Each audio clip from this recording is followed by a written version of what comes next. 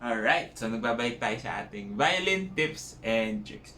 And for today's video, let's talk about the left hand, no?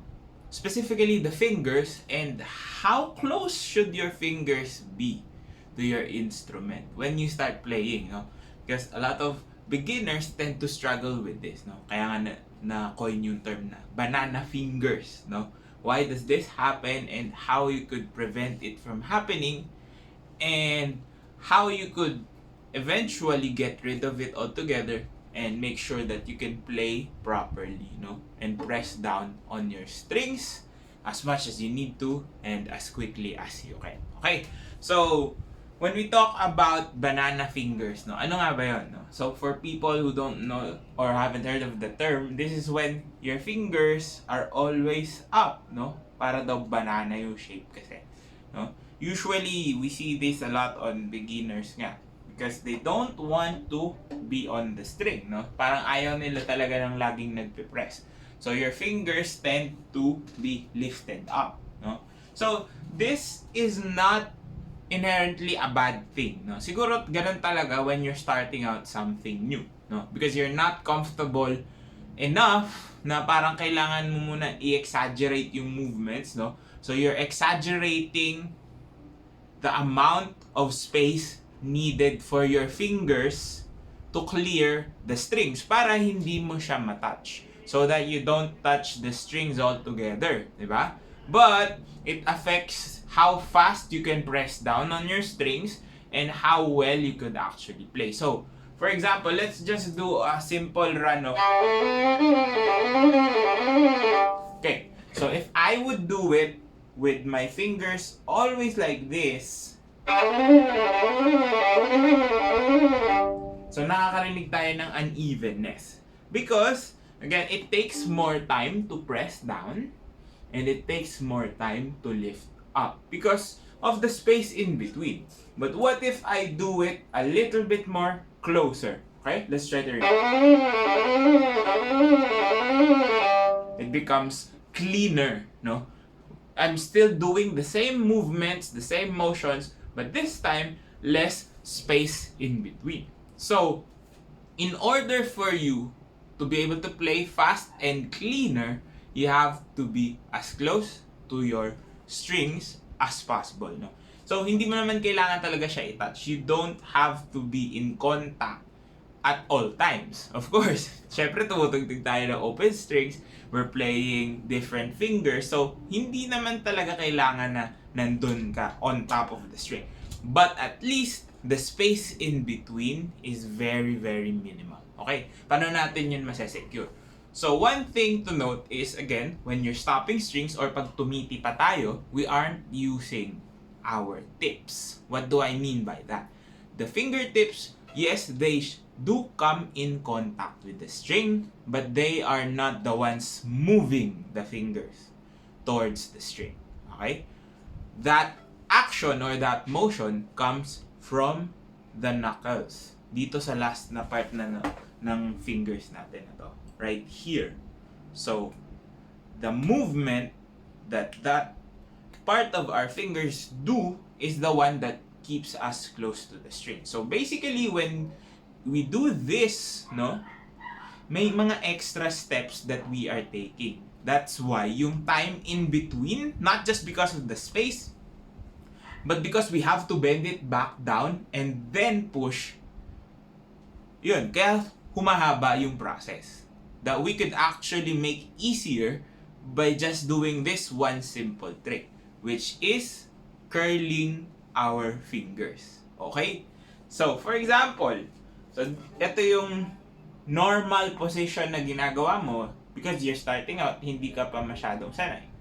All you have to do is curl your fingers in. Okay? So, by curling the fingers in, naka-ready na agad sila. You're already going to press properly. Because again, yun yung movement natin. Coming from the knuckles. So, hindi na tayo magbabagsak, hindi na tayo magbe-bend, there's no extra motions needed in order for you to easily place your fingers. So just by curling them in, no? So sabi nga natin, when we are trying to press down, we want to create this three-sided square. Okay? The square in between right here, 1, 2, and 3.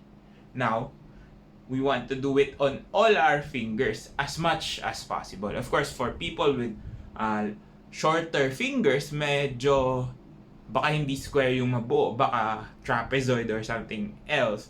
But that's the premise of it, no? Na three sides siya, naka-curve talaga. So it doesn't want us to do this na straight line yung pag-press natin, but instead three-sided square. So naka-ready na ganun yung ating fingers. So think of your fingers as, let's say, hammers on a piano, di ba?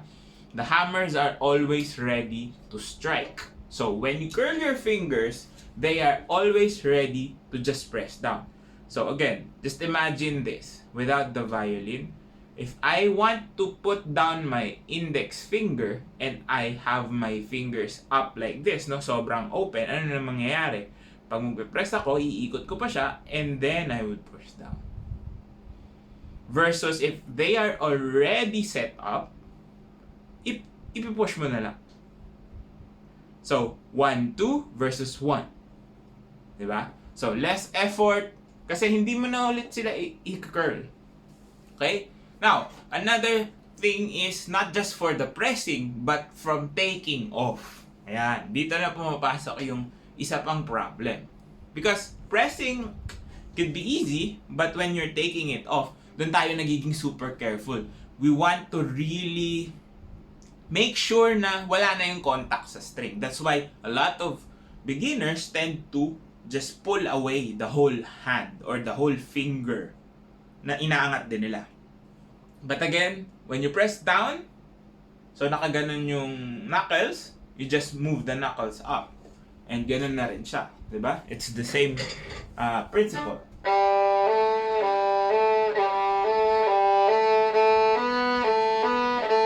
Versus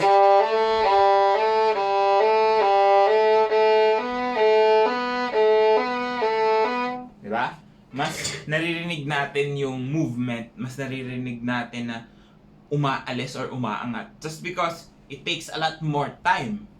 No, even if we try to make it faster yung movement na yun, the time it takes for you to curl down and press down and then the time it takes for you to take it off and curl it up will always be slower than just doing that, no? So naka-ready lagi. By making sure that you are doing it properly, mas clean yung lumalabas na sound. Because again, walang naiiwan, walang overlapping tones, walang overlapping sound. So you would really hear this for your legato tones, no? For singles, bows, for multiple notes, no? Even detaché strokes, di ba? Minsan magkakaroon niya ng disconnect na magtutunog pam-param. So magiging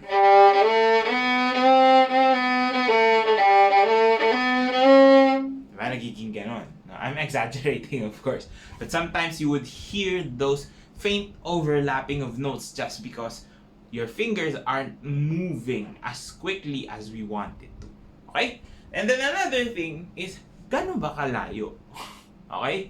So, it will purely depend on the length of your fingers and how much space you are willing to give.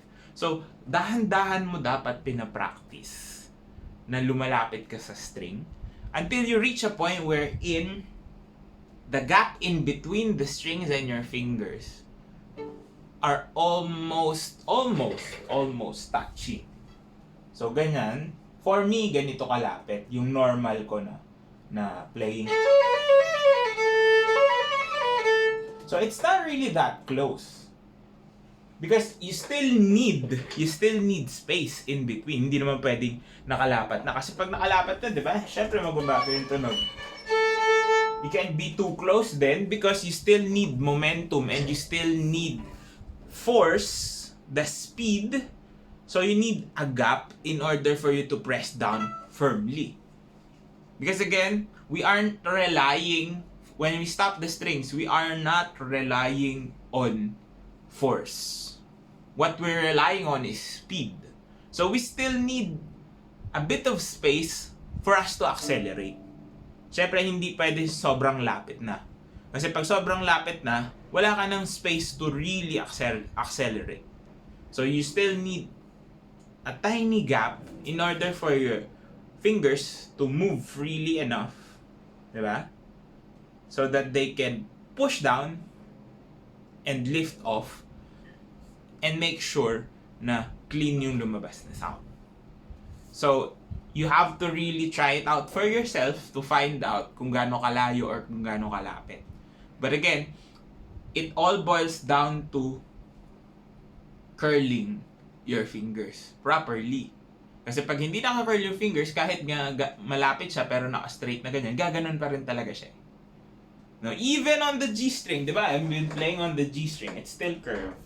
Naka-curl pa rin siya. Mas maliit lang yung curve, of course, or yung pagka-curl niya when you are on the E string, of course, because you're closer, but it's still curved.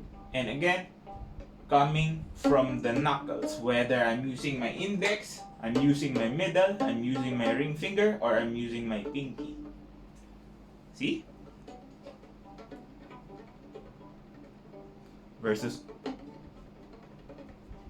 diba? Kahit nga hindi pa natin siya ginagamitan ng bow, you could clearly hear the difference that it could create in your playing. So try it out, no? Experiment, find how close you are, how close you can get, but still be comfortable, and how well you can keep that curled shape of your fingers, no? To avoid doing this. Para hindi ka mahirapang tumugtog. And be able to play your runs, not even just runs, but your music in general to be more clean.